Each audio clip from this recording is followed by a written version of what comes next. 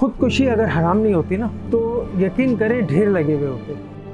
कराची का नौजवान इतना टैलेंटेड है, इतना पढ़ा लिखा, इतना समझदार है, लेकिन मजबूरी आपको सब कुछ करने पे मजबूर करती है। जब मेरा बच्चा रो रहा होगा, भूख से पिलक रहा होगा, उसके घर में मेरे पास उसके दूध के लिए पैसे नहीं होंगे, राशन के लिए, रोटी के लिए, पेट के लिए नहीं होंगे, तो मैं सब कुछ करूँगा। देखिए, फ़ायदा नुकसान टोटल इस वक्त जो नुकसान है वो कौम का है और जो फ़ायदा है वो गवर्नमेंट का है, क्योंकि अशराफिया, ठीक है ना, हम पे मुसल्लत है और ब्यूरोक्रेट्स के लिए मतलब कौम जो है ना बिल्कुल पिस गई है। अब इसमें कोई सकत नहीं है, ना ही इसमें कोई गुंजाइश है कि ये उठ पाए। अब जो आने वाली नस्लें हैं, ना पढ़ाई, ना कारोबार, ना अगर पढ़ भी लेते हमारे बच्चे बहुत अच्छा पढ़ लेते, हम जिस तरह से भी उनको पढ़ा लेते, लेकिन जॉब नहीं है। वही चिंची रिक्शे हैं, वही ठेले हैं, वही सब्जी मंडी है। यहाँ घर जाओ तो सबसे बड़ी फ़िक्र होती है किराए की, बिजली के बिलों की, गैस के बिलों की।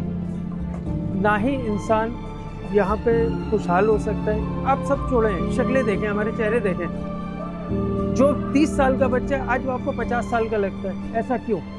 कराची का नौजवान इतना टैलेंटेड है, इतना पढ़ा लिखा, इतना समझदार है, लेकिन मजबूरी आपको सब कुछ करने पे मजबूर करती है।